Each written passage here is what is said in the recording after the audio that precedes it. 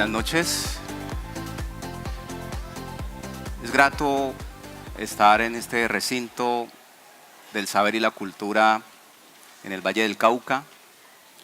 Grato también compartir esta noche con Antonio Ungar. Grato también poder encontrarse con los autores, no solamente, digamos, desde el punto de vista de la lectura de sus novelas y sus cuentos, sino también celebrar que están acompañándonos en carne viva, con toda su energía y su conciencia, su creatividad, en este evento Oiga, Mire, Lea, que organiza la Biblioteca Departamental. Yo, que provengo de la academia, soy el director de la Escuela de Estudios Literarios de la Universidad del Valle. No vengo ni mucho menos a hacer una clase con Antonio, dado que lo que interesa es ver cómo, desde el punto de vista de autor, pero también de lector de sus obras, podemos dialogar en esta noche. Pues Antonio, si ustedes se han acercado aquí es porque de alguna manera ya tienen un referente, pues no necesita mucha presentación. Antonio es generación 1974, como yo, somos contemporáneos. No sé, ¿en qué mes naciste? Enero. Enero, yo nací en noviembre, o sea que estamos ahí compartiendo generación. Autor de 13 circos comunes, autor de Las zanahorias voladoras o zanahorias voladoras, autor de 3 ataúdes blancos, que es la novela que precede a Mírame, que es la que nos tiene aquí, pues, entre otros temas.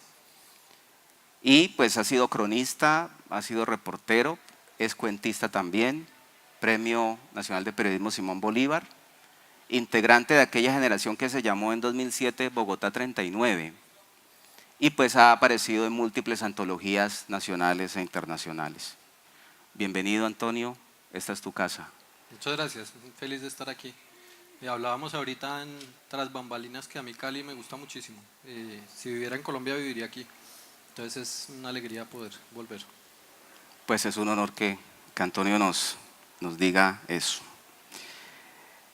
Vamos a empezar hablando no de Mírame, que es quizá el plato fuerte, pero sí de su antecedente, que es 3 ataúdes blancos, una novela de 2010 que obtuvo premio de novela Jorge Herralde, publicada por Anagrama.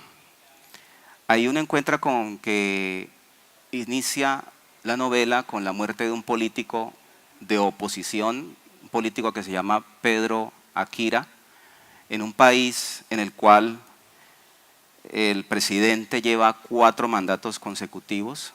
Ese presidente se denomina en la ficción Tomás del Pito. Para quienes no la han leído, ustedes se van a encontrar con que es un país en el cual, que se llama Miranda, oído, es Miranda ese país, ubicado en el trópico. Pues hay escuadrones de la muerte, hay un movimiento político de oposición que se llama Movimiento Amarillo, que ha sido exterminado, a sus partidarios y sus políticos los han desaparecido. Campea el exterminio, los medios de comunicación están cooptados, hay miedo, hay incertidumbre, hay un poco un problema de identidad, de desdoblamiento y demás. Cuando la novela termina, y eso también lo hablamos con Antonio, va terminando como en un diario, ¿cierto? Alguien que se logra escapar de la muerte, por ahí alguien, el narrador dice, no sigan llamándolo Tomás del Pito, digan cuál es el nombre real. Y los lectores que la recibimos por allá hace ya 8 años, incluso hacíamos el ejercicio de que un nombre y un apellido encajara en unas líneas subrayadas en negro, porque ya no era Tomás del Pito, sino pues ustedes de pronto ya se imaginarán en la ficción que está referenciando la novela en la realidad. De eso también va a hablar Antonio, una anécdota que le sucedió por allá en una cárcel en Medellín a propósito de esas relaciones entre realidad y ficción. En Mírame, nosotros encontramos un narrador que es víctima de unas taras ideológicas, que es víctima de unos tormentos personales. Ese narrador no tiene nombre, pero está ubicado ya no en una república tropical, sino por allá en lo que llama la vieja república, lo que se conoce como Francia, ¿no? Ahí sí ya se denomina Francia porque además él él dice yo soy francés. Antonio, yo creo que es una pregunta que podemos hacerle a todo escritor que tiene una relación con una historia, con un país, con una política, con un continente, como es ahora el caso de Europa, por el cual has pasado durante mucho tiempo y ahora que estás afincado en Israel. ¿Cómo percibes tú tu relación con la realidad desde el punto de vista de la ficción? O sea, ¿cómo ves esa relación entre realidad y ficción en tu obra? Sí, yo he sido extranjero toda mi vida. He vivido más de la mitad de la vida fuera de Colombia.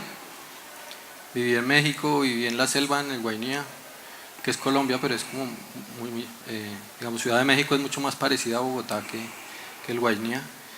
Viví en Inglaterra y viví en España y ahora estoy en Palestina, Israel, Palestina, como se ordene.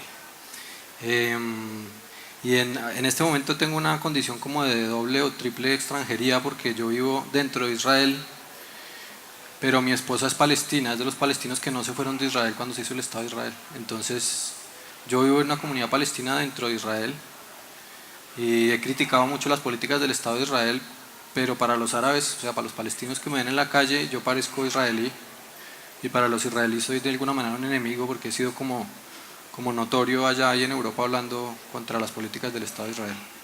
Entonces, de alguna manera he sido extranjero siempre y desde niño mi papá murió cuando yo era muy niño y mi mamá dentro de Colombia nos crió un poco como por fuera un poco sin clase social y también sin territorio, nos movíamos por todo el país y yo estudié desde escuelas públicas hasta un colegio muy elegante en Bogotá y entonces como que no he pertenecido nunca al lugar en el que he vivido. Y eso tiene muchas desventajas, pero también tiene muchas ventajas, entre otras poder como tener distancia con una realidad. De alguna manera no estar defendiendo ningún interés dentro de una realidad, sino poderla ver desde lejos. Y creo que mi relación con la escritura es esa, siempre como de extrañamiento, como de mirar desde lejos. Ok, has aludido al hecho de que hay una cierta extraterritorialidad en tu condición humana y demás. Y a la hora de hablar de Antonio, uno no puede dejar de recordar a Hans Ungar. Hans Ungar, quizá para los más jóvenes, fue uno de los grandes libreros que llegó a Colombia. Bueno, se hizo librero en Colombia, ¿cierto? Llegó proveniente de Viena, quizá. Y en 1938 llegó a Bogotá, se empezó a hacer a pulso. Finalmente, pues es tu bisabuelo, ¿cierto? Es una historia muy bella de un inmigrante que llega a un país andino, casi que nada más en las manos que su ilusión y su saber, y se convierte incluso en cofundador de la Universidad de los Andes, y además nos deja como legado, desafortunadamente desapareció, la Librería Central, tras la cual también hay una historia relacionada con el poeta Gilberto Owen, mexicano, que la funda. Cuéntanos esa historia de inmigración en tu familia y de alguna manera cómo puede estar determinando lo que hay en Mírame. Sí, mis abuelos paternos, los dos eran austriacos y los dos llegaron cuando empezó la Segunda Guerra Mundial. Mi abuela, los dos tenían sangre judía, mi abuela alcanzó a llegar con su papá y su hermano y se salvaron, digamos, y mi abuelo sí tuvo una historia muy trágica y los nazis mataron a toda la familia y él llegó solo como de 17 años. Se conocieron como unos 5 años después en Bogotá. Los dos eran austriacos y los dos medio judíos. Ella era secretaria y él era mensajero y pues solo había un austriaco judío y una austriaca judía en Colombia, entonces pues tuvieron que casarse. Y desde el principio mi abuelo era muy lector, venían de una familia con muchas historias, entre otras de circo, había una rama de la familia que hacía circo. Pero todos eran buenos lectores. Mi abuelo iba a esa librería de Gilberto Owen en Bogotá y leía todo el tiempo, pero no tenía plata para comprar, entonces leía y se iba. Y la dueña de ese momento, que era una polaca, se murió el marido y ella decidió que se iba a Polonia y no sabía un poco qué hacer con la librería, entonces le dijo a mi abuelo, se la vendo, y mi abuelo no tenía plata, entonces le dijo, no se la puedo comprar, y la señora le dijo, se la vendo a 30 años, usted consígneme cada mes tanta plata y se la dejo. Y así empezó la historia de libreros de mi familia. Y de alguna manera yo me crié entre libros. Mi abuelo era un tipo muy callado y muy tímido y muy metido en la lectura, Eh, Nos queríamos mucho, pero no hablábamos, él estaba como en otro mundo. Pero sí, siempre estaban los libros ahí. Y todas las vacaciones yo trabajaba vendiendo libros en la librería. Entonces siempre ha sido como natural que haya historias para Ok. leer.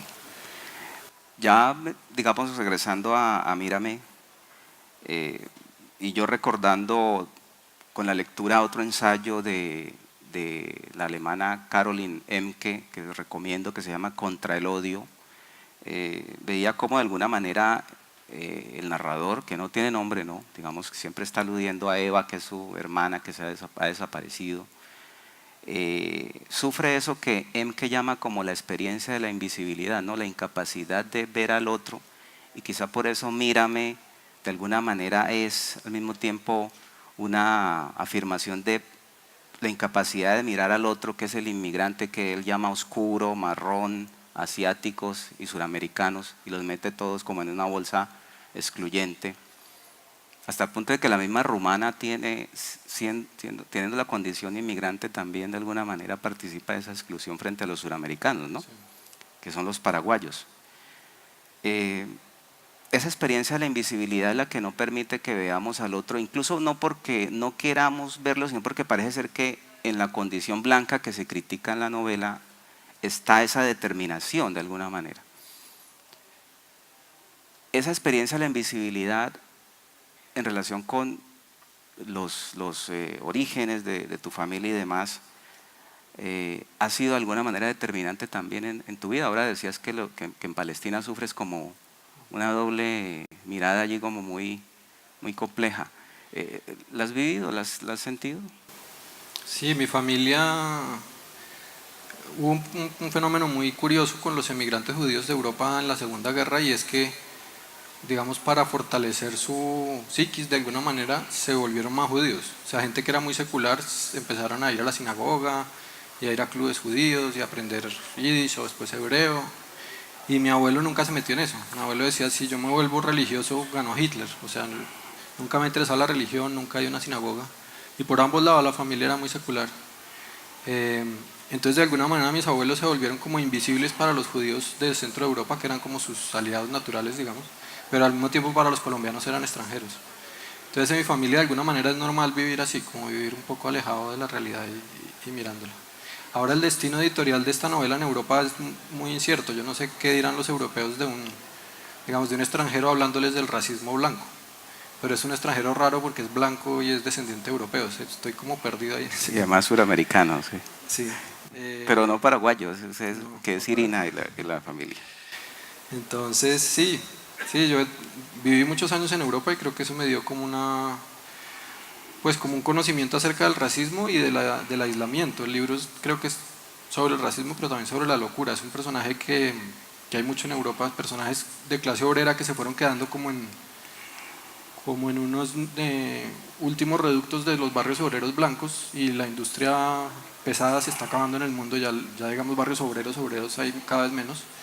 Y tienen como unos valores que ya no existen, son blancos, y esos barrios de repente se volvieron África o se volvieron Asia, se llenaron de inmigrantes. Entonces, digamos que eso lo conozco bien de vivir en Europa. Personajes que además se van volviendo locos porque se quedan físicamente solos. Normalmente son viejos que ya se murió toda la gente o se fueron a otras ciudades y empiezan a construirse como una realidad paralela, paranoica, rarísima. Y el libro es un poco sobre eso, y también sobre cómo puede construirse un discurso con eso. Es decir, realmente lo que el tipo siente es miedo o odio, pero para poderlo justificar se arma todo un discurso que es un discurso como cantinflesco, como el de José Obdulio Gaviria, más o menos. Como si uno lee los tweets de José Obdulio Gaviria, que son siempre como un tipo muy inteligente cogiendo información que no tiene nada que ver una cosa con la otra y armándose una realidad. O sea, Gaviria realmente tiene un discurso, que es un discurso loco, porque está cogiendo realidad a distintos niveles y, digamos, sin historia, ¿no? Sin tener en cuenta el paso del tiempo ni los contextos colombianos de cada región, y arma un discurso que parece muy sólido. Y este personaje de forma muy distinta hace lo mismo, coge como pedazos de la realidad y los organiza de tal manera que puede justificar su odio y su miedo. De ahí que de alguna manera la estructura reivindique lo que tú dices respecto a que es fragmentaria, ¿no? Uno encuentra infinidad de fragmentos, poco a veces dislocados, como en esa necesidad también de él poder concretar su propia conciencia, ¿no? Yo en él veo no solamente un xenófobo, porque reducir la novela a la xenofobia pues implica también perder el contexto. Está, por ejemplo, el problema de la medicación, porque él todo el tiempo está tomando medicinas, bueno, cualquier cantidad de calmantes y demás. Está también el problema del incesto que se logra ver por ahí con Eva, pero también hay un problema que quizás es ya más de curiosidad del lector, porque yo encuentro que tanto en Tres ataúdes blancos como en Mírame sucede lo siguiente. Antonio tiene 3 hijos, ¿no? ¿Es una niña, 2 niños? Es niño, niña, niño. Bueno, Dos niños, sí. aparte de eso, ya en Tres ataúdes blancos está en el título el 3. 3 balas matan en Tres ataúdes blancos a Pedro Akira. 3 senadores del movimiento amarillo aparecen en la novela. 3 son los jefes de los escuadrones de la muerte. También son 3 los paraguayos en Mírame. De otro lado, Irina tiene 3 sílabas, Mírame también tiene 3 sílabas. Estamos viendo aquí una quizá obsesión, y ahora Antonio nos va a decir, pues él se metió en la grande con nosotros porque nos va a explicar por qué aparece todo ese 3 allí. Bueno, aparte de eso, infinidad de veces aparece el 3, no solamente digamos en las grandes acciones de la novela, sino también en la comida, en los licores de Tres ataúdes blancos. El 3 pues es símbolo de la divinidad, se ha dicho mucho en la cábala. La quimera es dragón, león, cabra, en fin. Esa pregunta yo quería hacértela, y si abuso del público pues me perdonan, pero ¿por qué el 3? Y si vamos a seguir viendo el 3 en lo que viene. Además me encanta, pues es la intriga del lector. Cuéntanos. Hay también un libro, mi primer libro de cuentos se llama 13 circos comunes, o sea, hay 13. otro 3. No sé, ni idea, no me había fijado. Ah, bueno. No sé, me gustan los números impares. Y alguna vez hablando con un psicólogo, o sea, yendo a terapia con un psicólogo, me dijo algo de los números, me preguntó y le dije que me gustaban todos los impares. Porque además el 9 también es determinante, ¿no? Sí, y el 11 también está mucho. Entonces me dijo que eso era porque había cosas sin completar y no sé qué, él quería completarlas, afortunadamente yo no le hice caso y no completé nada. Seguí con mis números impares. Entonces nos apartamos de la numerología.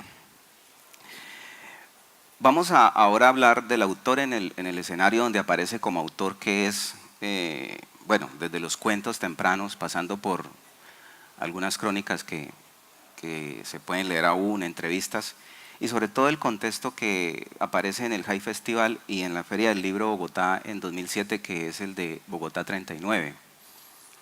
De alguna manera, a partir de una lista que construyen 3 jurados, entre ellos creo que estaba Héctor Adolfo Lince y Piedad Bonet, si mal no estoy, se constituye una lista de 39 escritores de latinoamericanos menores de 30 años que están despuntando, que ya tienen una cierta relación con las editoriales, que para nada podríamos identificar como el nuevo boom o el nuevo post-boom, sino otra cosa que aún está en desarrollo, entre los cuales, por ejemplo, uno puede contar ya a escritores consagrados, no solamente como Antonio Ungar, sino, por ejemplo, Andrés Newman, argentino, o el mismo Juan Gabriel Vázquez, colombiano.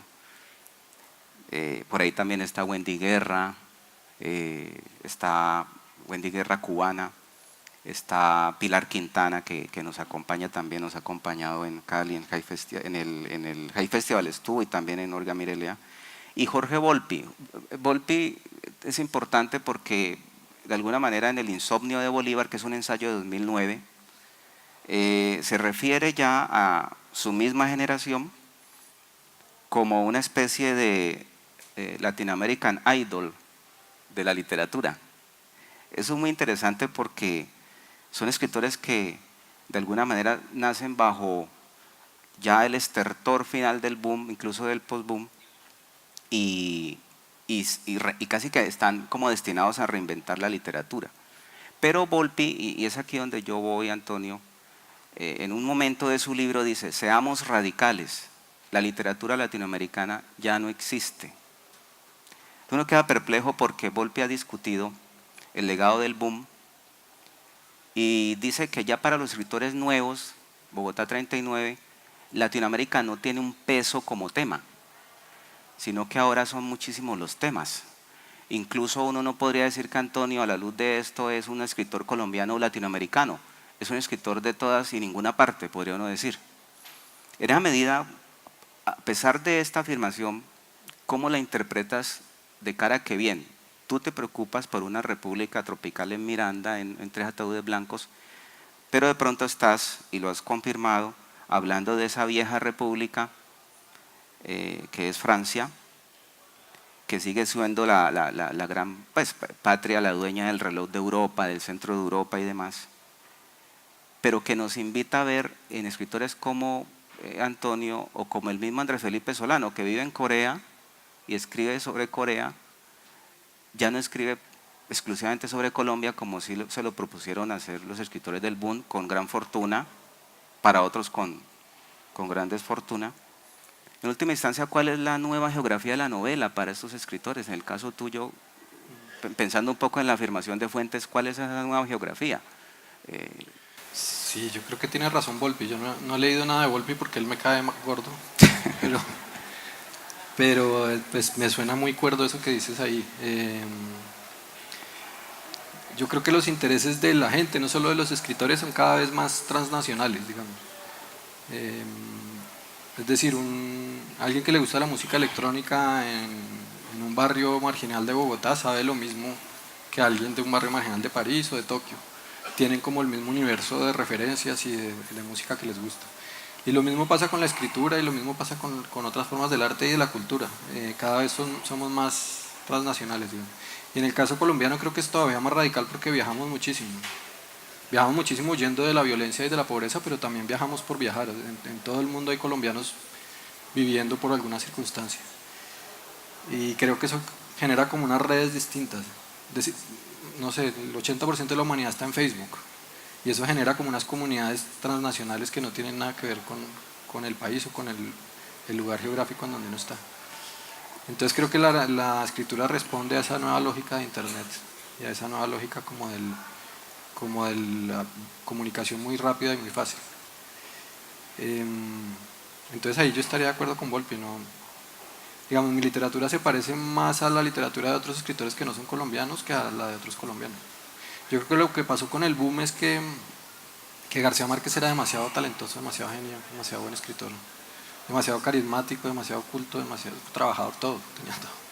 Entonces, digamos, los otros escritores que trataron de escribir al tiempo que García Márquez, algunos trataron de hacerlo un poco distinto y después se dieron cuenta que no lo lograban, entonces trataron de escribir como García Márquez. Otros desde el principio tenían como los mismos referentes culturales y trataron de escribir como García Márquez. Y acabó haciéndole sombra a todo el mundo. Y la generación siguiente, la única manera como de distinguirse de García Márquez, yo creo, o la más notoria, fue ir contra García Márquez, como Fernando Vallejo, que para mí es el escritor más importante en Colombia después de García Márquez, digamos, de esta generación posterior. Y Vallejo es anti García Márquez. Nosotros nacimos ya libres de todo eso. O sea, nosotros yo una vez en una vaina en prensa en España dije que García Márquez, yo lo leía como un escritor muerto, pero lo dije hace como 20 años y eso se volvió como una frase muy escandalosa y realmente es así. O sea, nosotros lo leemos como un clásico, mi generación. Aunque seguía escribiendo, lo leímos como un escritor muerto. Y hay esa libertad de la que entiendo que habla Volpi. Yo cuando escribo lo que me da la gana, de alguna manera no tengo que pensar en mis papás literarios ni en el canon. Y escribo a veces eso, parecido a escritores que me interesan en otros países del mundo. Como que la geografía yo creo que es cada vez menos importante. Y a pesar de eso, los editores y los libreros, como el negocio del libro, sigue un poco usando la geografía.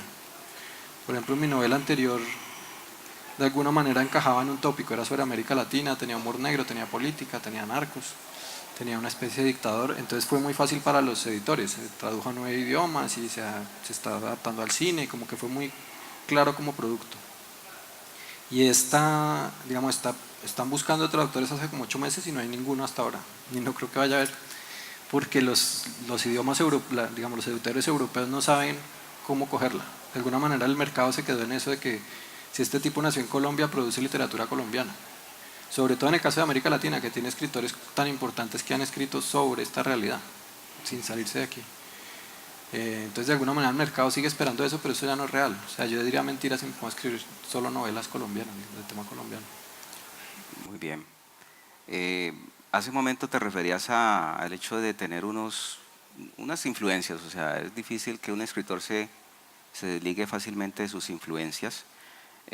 Sabes bien que nuestra generación es hija, por ejemplo, de la televisión en blanco y negro, es hija, por ejemplo, del disquete, del Walkman, también vimos nacer Internet, es hija de no solamente de Roberto Bolaños, sino de Roberto Gómez Bolaños, o sea, eso va definiendo mucho un gran crisol cultural. Y claro, efectivamente decías sobre García Márquez, pues que es algo que quizá no comparta, pero lo has dicho que lo leíste como un clásico, es decir, como un escritor del siglo XIX.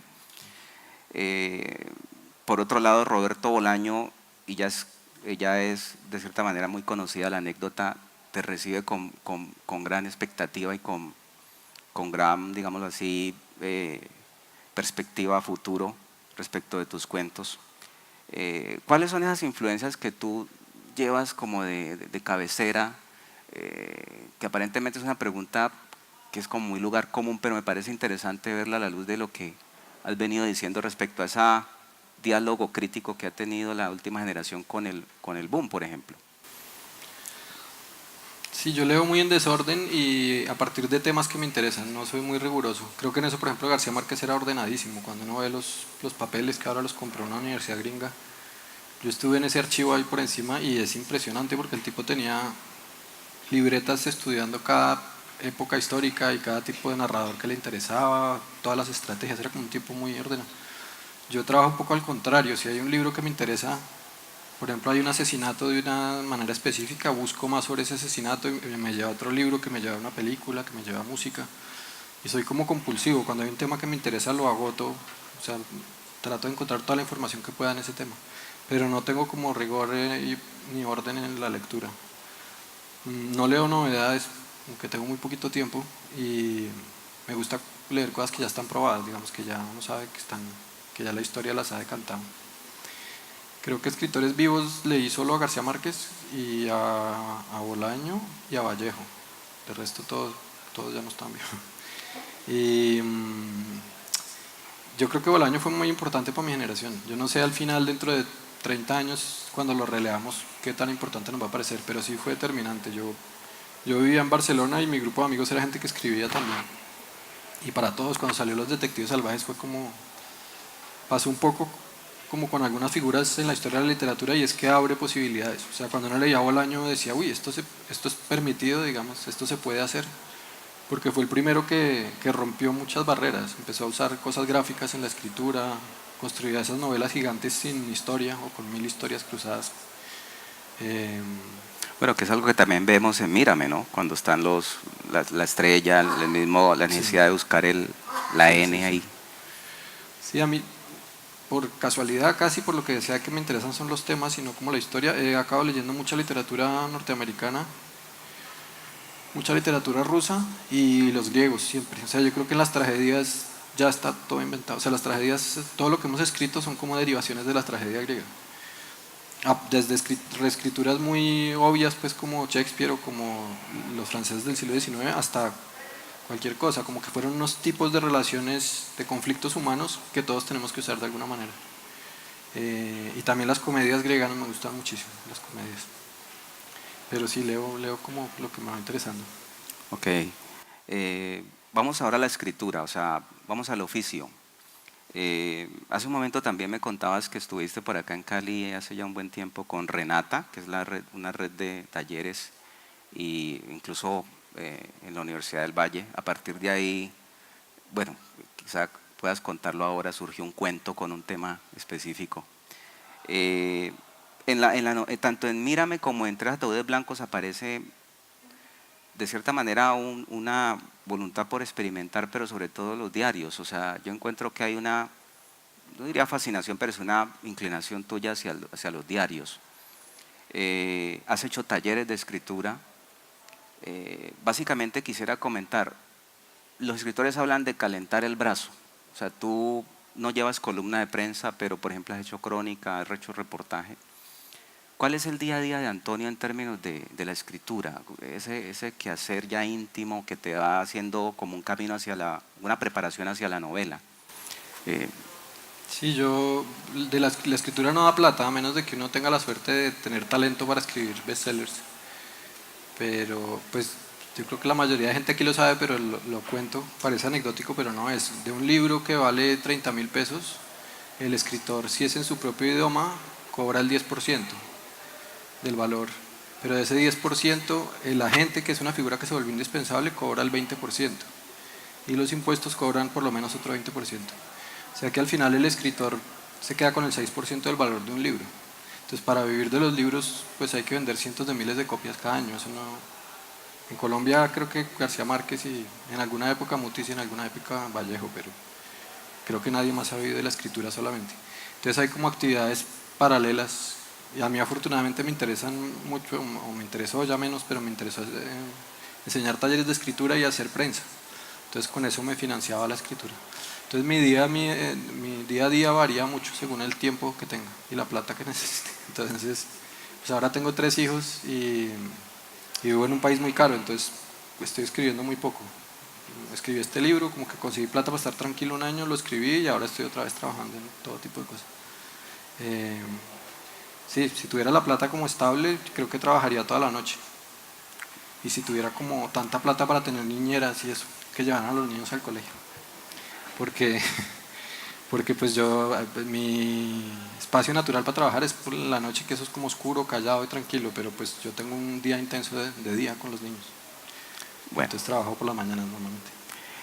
eh, muchas de esas declaraciones uno las puede leer en distintas revistas, entre ellas la revista Arcadia. Por ahí yo me encontré con que Andrés Delgado, quizá en un ejercicio crítico muy osado, eh, habla de que en la historia de la literatura y pues va a Latinoamérica hay escritores por un lado de entretenimiento y por otro lado de línea dura.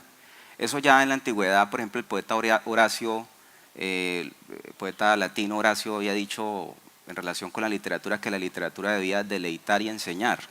Básicamente, Andrés Delgado a Antonio lo ubica en la línea dura, o sea, aquellos escritores que de cierta manera no son fáciles de leer, que aunque experimentan tienden muchas veces al hermetismo, tienen finales imprevisibles y de pronto también pone a Bolaño como en ese lugar de línea dura, mientras que pues en el entretenimiento aparecen aquellos escritores que son fáciles de leer. Por ahí habla de Mario Mendoza, que aunque no es un escritor facilista, de alguna manera sus novelas como que arrastran y de alguna manera, podríamos decir, lo venden y se reeditan y se llevan al cine. ¿Cómo interpretas eso? ¿Te sientes un escritor de línea dura o eso no viene al caso, no cuenta para ti?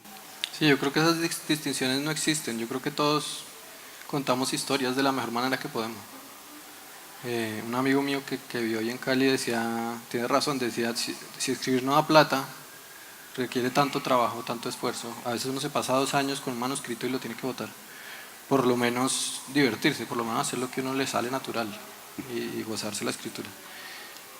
Eso desde el punto de vista del escritor, de la actividad diaria, y desde el lector, yo creo que es decir, un libro que no tiene un mínimo nivel de empatía con un lector o que no tenga en cuenta al lector de alguna manera, pues es un libro ilegible.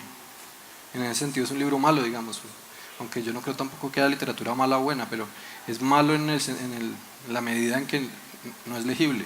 Entonces yo no escribo para ningún público específico, yo escribo lo que puedo escribir y de la mejor manera que puedo hacerlo.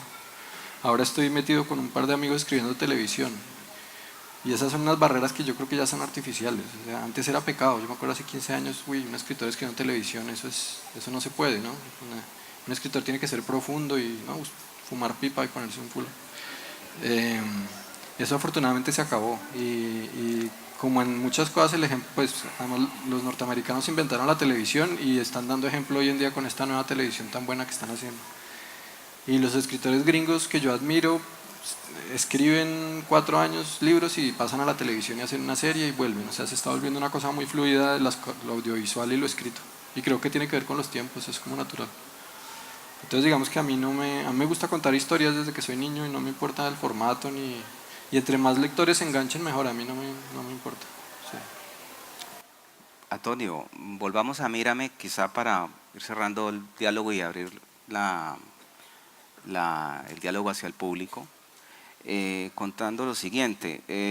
Realmente yo siento que Mírame, antes que una novela sobre un xenófobo loco, enloquecido, odioso y odiador, es la crítica a la experiencia de la invisibilidad que cierta parte de Europa tiene frente al otro. También la imposibilidad de la alteridad en muchos escenarios, incluyendo el nuestro, que sigue siendo excluyente y sigue siendo muy atávico. Mira que yo, por ejemplo, ahora que leía tu novela, me preguntaba qué otras experiencias similares, por ejemplo, en la plástica o en el cine, uno encuentra que desde la ironía y el humor o la puesta en escena de comunidades excluidas pretende hacer esa crítica. Por ejemplo, yo recordaba la novela La falda de la montaña de señorita María, ¿no? Creo que es la relacionada con la transexual boyacense, ¿no? Que fue además una gran película. También, por ejemplo, Doris Salcedo en 2017 construyó Palimpsesto en homenaje a los ahogados, los inmigrantes que vienen y se ahogan en el Mediterráneo con la ilusión de llegar a Europa. Yo veía ahí que hay como una cierta de compromiso desde la plástica, por ejemplo, y el cine por denunciar una realidad. No vamos a revivir la teoría del compromiso sartreano porque eso pues ya digamos que ha sido superado. En eso los escritores del boom sí se agruparon y pues, por ejemplo, hicieron la novela de la dictadura. En el caso de Tras ataúdes blancos uno encuentra ahí una crítica a los regímenes totalitarios. Bueno, no fueron 4 periodos sino 2, ¿no? Pero en todo caso hay una crítica ahí fuerte. Ya estamos en el tercero. Bueno, ese es. Antes de avanzar allá, porque cuente la anécdota de Medellín, que tenemos al público ahí en Ascuas, todas esas suertes de críticas también son una suerte de resistencia civil. Caroline Enke habla un poco de eso, o sea, cómo hoy la imaginación tiene que proponerse construir una resistencia civil ante ese terrorismo, ante el hecho de que, por ejemplo, el narrador ponga 3 ángeles estratégicamente en un lugar de la vieja república y los haga estallar y luego se suicide, ¿no? ¿Sientes que esta nueva generación de escritores asume de cierta manera un compromiso de denuncia o crítica a su realidad? ¿O no sientes que no interesa mucho? Sí, yo creo que es lo mismo que ya hablamos, cada uno está haciendo lo que mejor sabe hacer. Hay escritores que les salen mejor otros temas. Inevitablemente yo creo que escribir una realidad, escribirla mediante la escritura es un ejercicio crítico, que necesariamente tienes que tomar un partido, tienes que tomar decisiones de quién narra, en qué tiempo verbal, dónde. Entonces, inevitablemente estás alterando esa realidad que estás describiendo. En mi caso es que a veces me puede la rabia, entonces, por ejemplo, Tres ataúdes blancos, pues es el producto de detestar a Uribe y de como de la necesidad de reírse de los políticos.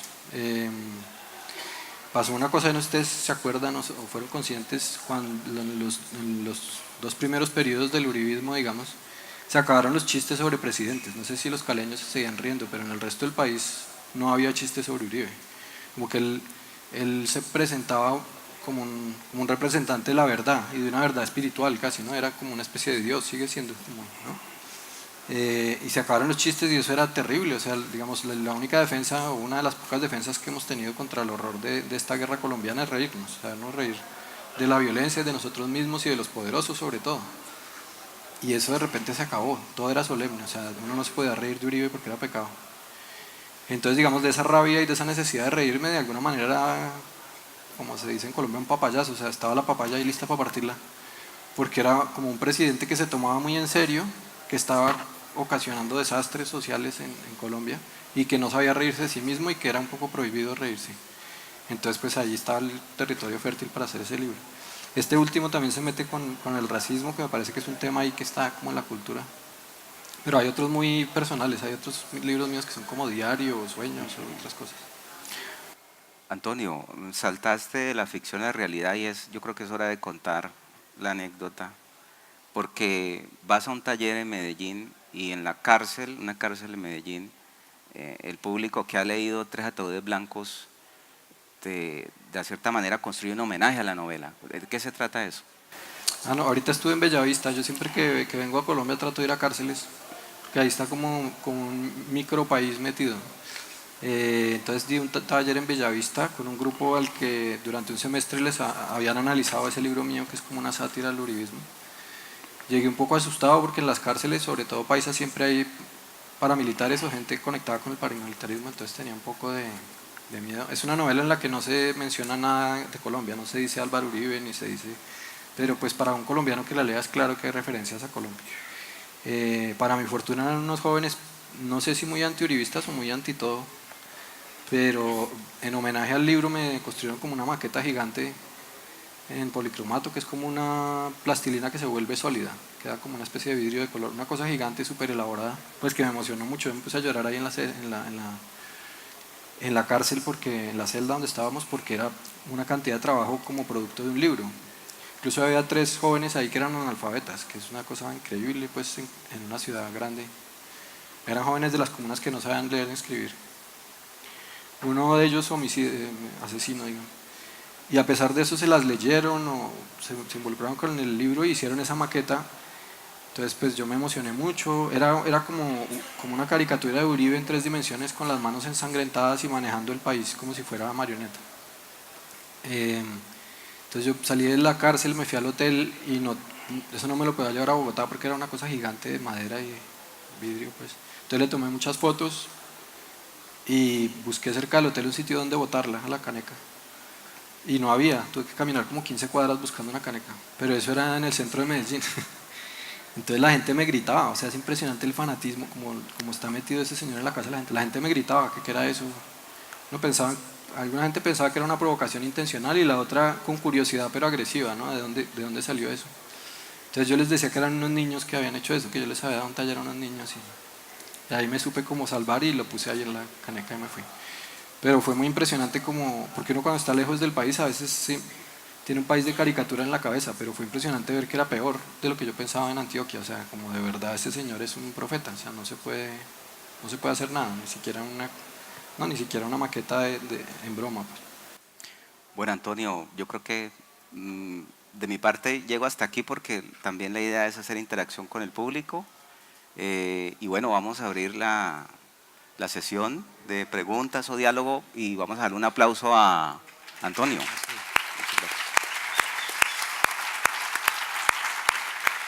Gracias. Gracias.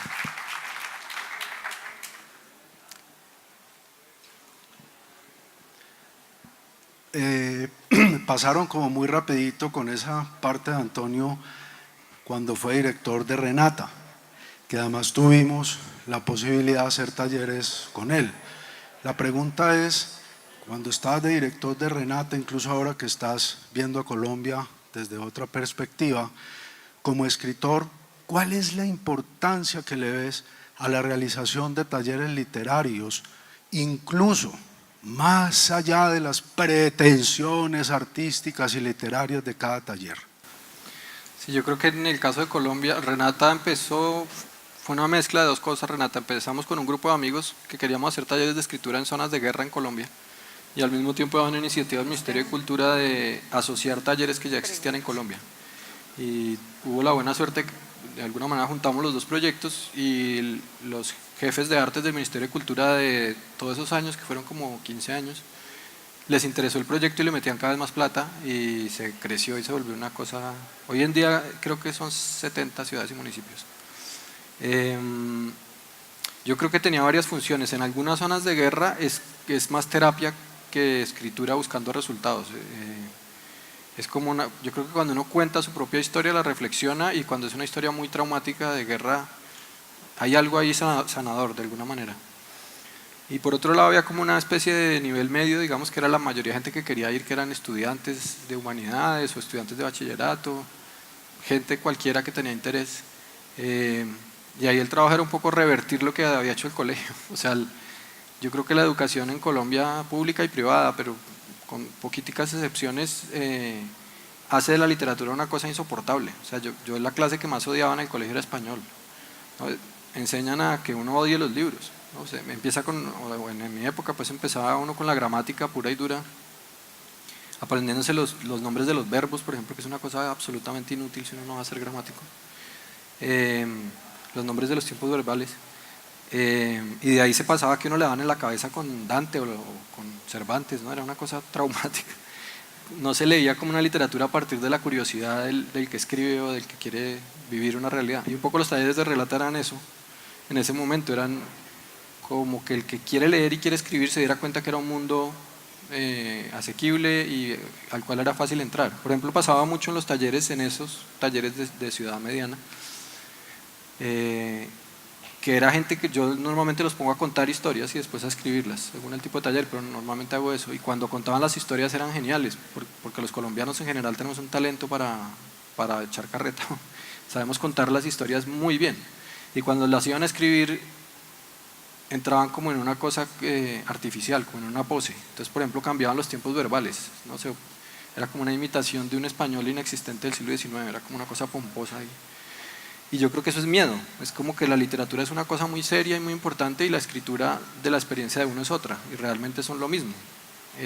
Y los buenos escritores son los que pueden coger ese lenguaje cotidiano y a partir de ahí hacer cosas conmovedoras. Y había como un tercer nivel y era gente que ya escribía, gente que ya había producido muchas cosas y que quería como compartir esos textos y buscar fuentes y estar en contacto con otra gente que ya tuviera como una obra más o menos madura. Y en eso yo estuve sobre todo los últimos 4 años que ya no vivía en Colombia, entonces lo que hicimos fue un concurso nacional y yo escogí a 15 personas y con esas 15 trabajábamos textos desde afuera, porque también ese tipo de taller se prestaba para ese formato, no teníamos que estar en un salón de clase hablando, sino que era como trabajo sobre los textos, entonces cogíamos por turnos, digamos, el texto de alguien y lo trabajábamos entre un grupo de gente que ya escribía. Y de ahí creo que ha salido gente muy buena, pero cada grupo tenía como un tipo de taller distinto y una finalidad distinta. Y por ejemplo en las cárceles hay de todo también, hay grandes talentos, pero sobre todo es como la necesidad de ser escuchados, así sea por el de la celda que llevan 10 años compartiendo celda, no se puede hablar, o sea, se habla de ciertas cosas, pero hay muchas cosas que no se pueden contar en una cárcel, porque digamos implican como una imagen de debilidad. Entonces los talleres es un espacio muy chévere donde la gente empieza a hablar de la mamá, de la novia, del hijo, como que salen todas esas cosas que da miedo hablar en ambientes muy machistas. Entonces creo que los talleres son importantísimos. Yo cada vez enseño menos porque no me interesa menos, pero creo que es un espacio fundamental y ojalá siga fuerte como está.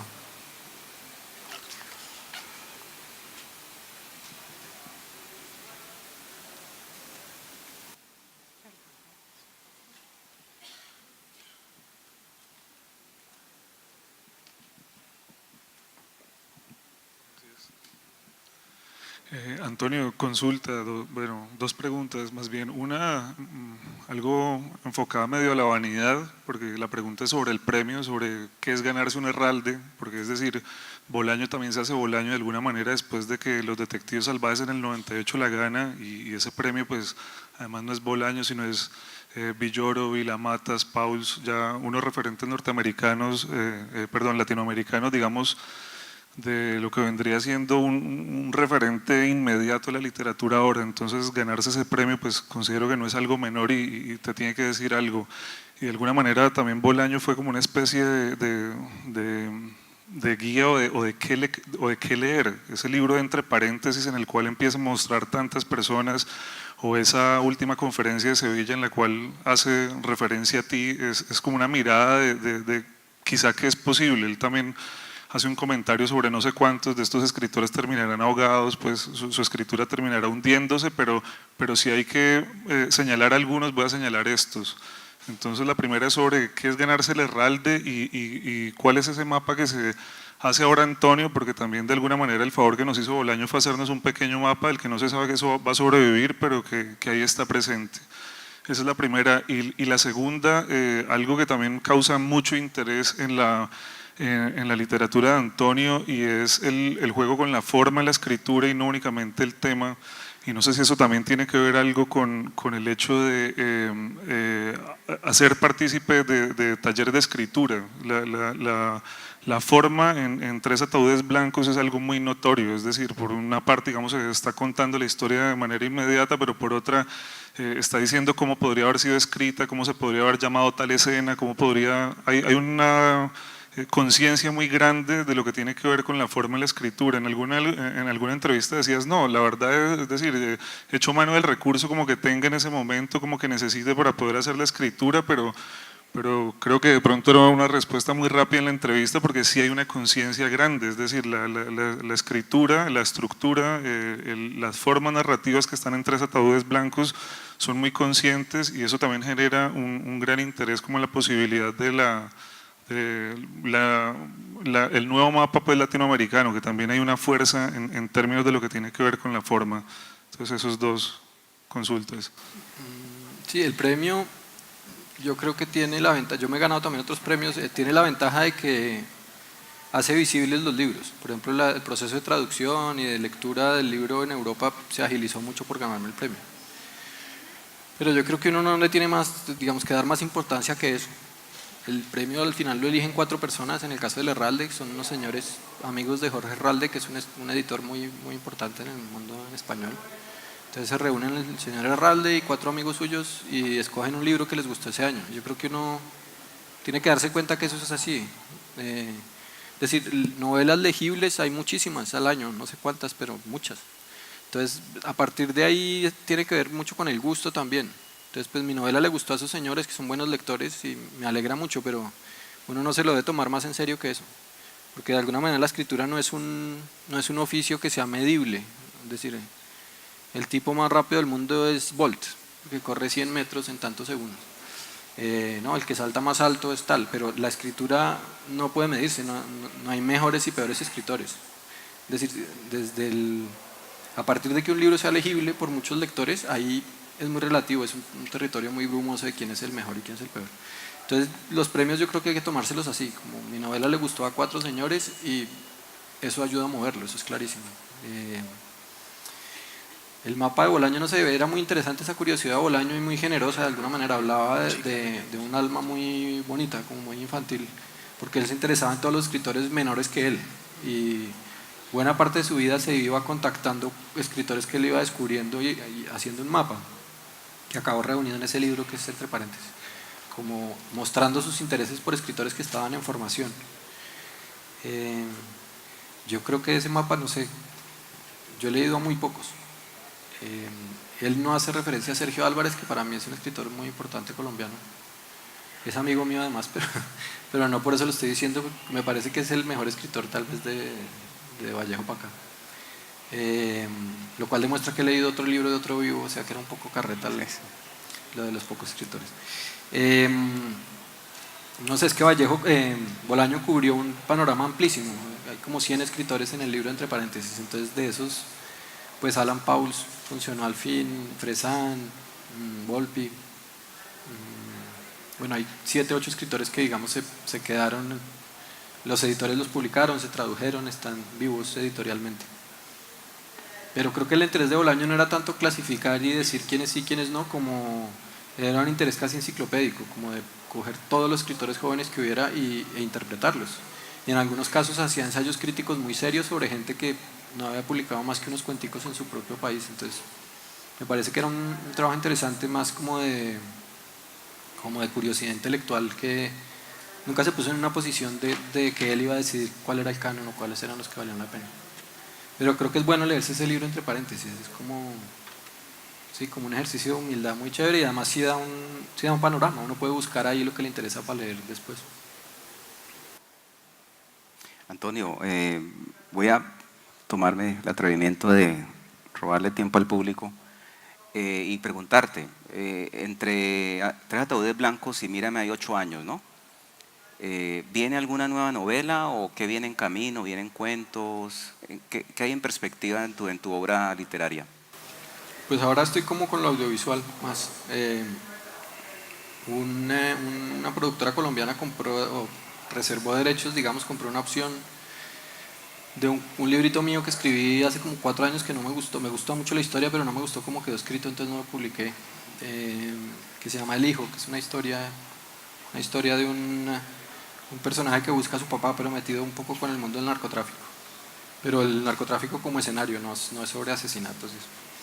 Ese libro, creo que la historia es muy buena y ellos tienen los derechos, y el trato es un poco que si un canal compra el proyecto, yo lo escriba, me meta con el guión, etc. Y también están adaptando 3 ataúdes blancos al cine, y yo estoy metido en eso un poco. Y ahora quiero escribir televisión con amigos, pero no estoy escribiendo nada literario. Siempre tengo cuenticos cortos que voy trabajando. Salen 2 o 3 al año, seguirán saliendo, pero libro, novela...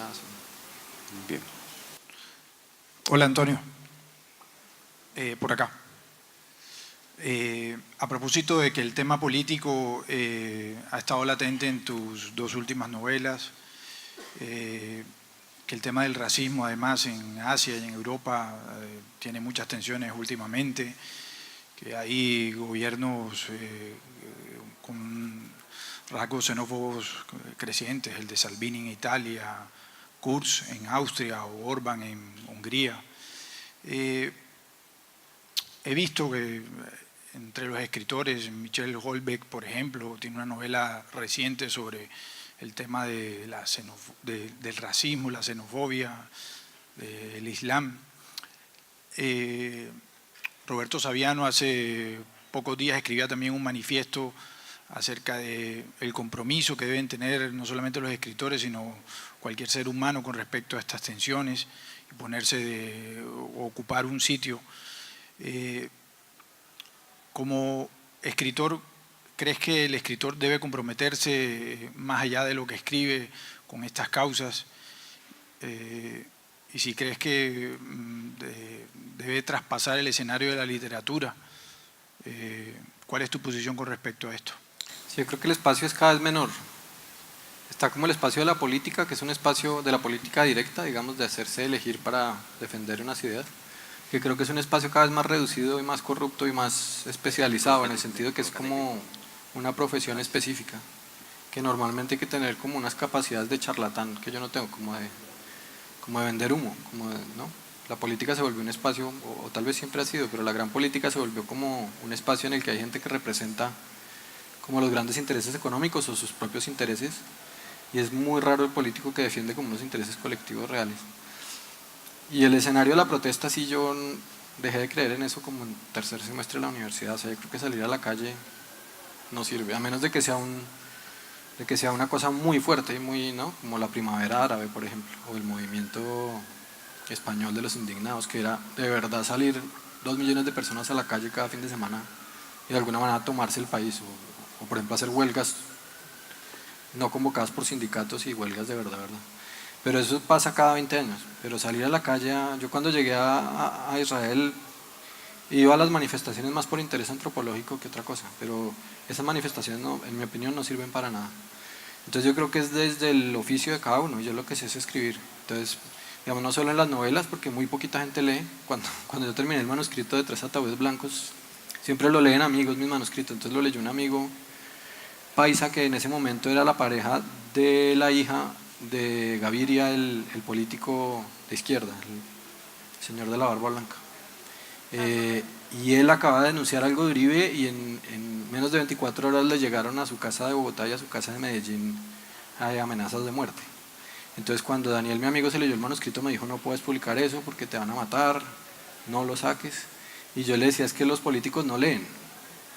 Y yo lo decía un poco kamikaze, a veces tengo como esos instintos suicidas, pero al final afortunadamente tuve razón. O sea, digamos, los políticos y la gente con poder en Colombia ni se enteró que el libro existió.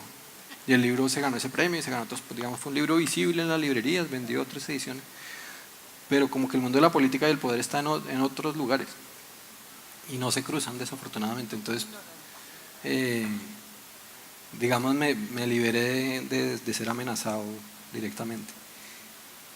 Entonces yo creo que son 2 escenarios muy distintos. Yo trato de que, aparte de los libros que los leen minorías muy pequeñas, lo que yo pienso se vean las crónicas que escribo, cuando hago reportería, cuando hago entrevistas. Pero más que eso no puedo hacer, es lo que sé hacer bien. No, si me meto en otro papel no me queda bien. Antonio, gracias. Me resulta inevitable preguntarte, ya por fuera de la literatura, sino de la realidad cruda y dura, y ya que estás viviendo allí en Israel, en una comunidad palestina, casado con una mujer palestina, ¿qué está sucediendo allí, desde tu punto de vista? Y sobre todo, porque pues siempre llegan las noticias como mediadas por los grandes medios de comunicación.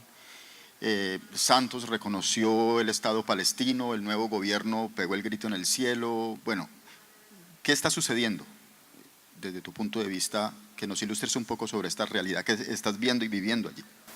Sí, es muy compleja. Yo escribía como una sección libre que me dieron en la revista Semana en internet cuando llegué allá. Me pagaban un poquito de plata para contar un poco esa llegada, como un extranjero que llega a ver esa realidad tan rara.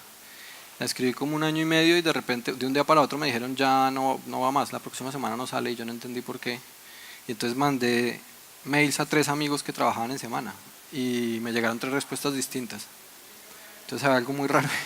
Y después cuando vine a Colombia me puse a averiguar más y parece que fue presión de la embajada. O sea, a ese nivel es como la conciencia de Israel o la culpa que tiene, que se asusta con un personaje absolutamente desconocido en un país en la porra, escribiendo una cosa bastante minoritaria. Pero me demoré muchos años entendiéndolo. Afortunadamente tuve ese espacio, entonces leía mucho y viajaba mucho. Y es muy complejo. Hay una cosa que es clara y es que la conciencia judía de la historia es muy distinta a la del resto de los pueblos que yo conozco. Para ellos el año 1000, que fue cuando se quemó el templo antiguo de Jerusalén y los romanos los echaron de Israel, es como si fuera ayer. O sea, en el rezo judío, desde el año 1000 se dice el próximo año en Jerusalén. Es decir, para ellos estos 2000 años no fueron nada y tienen derecho a pelear por esa tierra por 2 motivos. Una, porque estaban primero, o sea, Mahoma es del siglo VI y los musulmanes, o sea, los palestinos, tienen poder en esa región desde el siglo VI. Entonces para ellos eso es muy reciente. Y la otra circunstancia que complica todo es que el judaísmo, lo digo yo que tengo sangre judía, los judíos se consideran el pueblo elegido. Incluso los seculares, que no dicen eso textualmente, pero hay como una conciencia de que son el pueblo elegido por Dios, nada menos y nada más.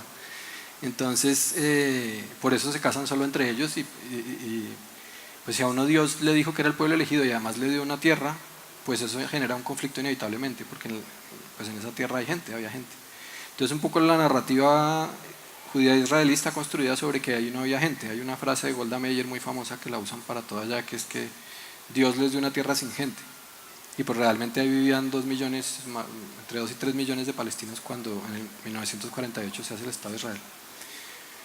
La situación sobre el terreno hoy en día es muy complicada porque Israel ya ganó, militarmente ya ganó hace mucho tiempo. Y digamos en la última guerra, que fue en el 76, ha habido más guerras después a quitarle un poco de territorio al Líbano, pero lo que hoy en día conocemos como Cisjordania y Gaza fue incorporado en el 76.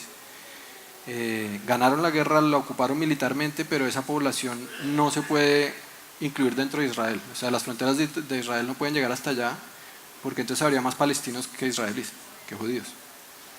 Entonces eso genera una situación absurda en la cual Cisjordania, que tiene casi 4 millones de personas, y Gaza, que tiene 1 millón, son gente sin país. Es decir, es un territorio ocupado por el ejército de Israel, donde la justicia la imparte el ejército de Israel, no hay libertad de cruzar las fronteras, las labores de policía son del ejército, la recolección de impuestos son del ejército, pero no tienen pasaporte, no tienen nación. Entonces pues eso inevitablemente va a generar conflicto. O sea, y por otro lado hay una cosa que me tardé mucho en entender, y es que son mentalidades opuestas. Es decir, ante una situación de violencia y de presión militar, la mentalidad israelí es como replegarse y pensar bien la respuesta. Y la mentalidad árabe es como la del honor. Entonces, cuando vemos esas imágenes en las noticias de que Israel se mete cada 2 o 3 años y bombardea Gaza, pues y mata a 3.000 civiles, Israel cree que con eso los palestinos se van a calmar.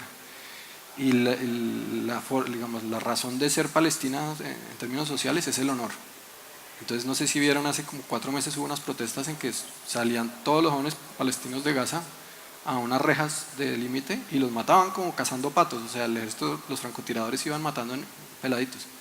Eso desde el punto de vista de uno, incluso como colombiano, es muy difícil de entender, pero para ellos es lógico. O sea, si me mataron a un miembro de mi familia y yo me asusto, perdí. desde la lógica de ellos. Hay que salir, así me maten a mí. Y además porque ellos creen que eso es un sacrificio, los musulmanes. Hay católicos y musulmanes, que esa es otra cosa que no se sabe mucho en Occidente. Es decir, los palestinos son casi la mitad católicos y la otra mitad musulmanes. Pero en las dos comunidades, sobre todo en la musulmana, hay esa noción del honor y de que el honor es premiado por Dios. Entonces, si matan a alguien y yo me hago matar por ese miembro de mi familia, tengo como un estatus especial, digamos, voy a estar en el paraíso. Entonces hay dos mentalidades tan contrapuestas y hay tanta desigualdad social, digamos, económica, es decir, los palestinos, sobre todo en Gaza, no tienen ni siquiera servicios públicos. Israel es un país muy rico, igual de rico que un país de Europa. Pues ahí hay conflicto.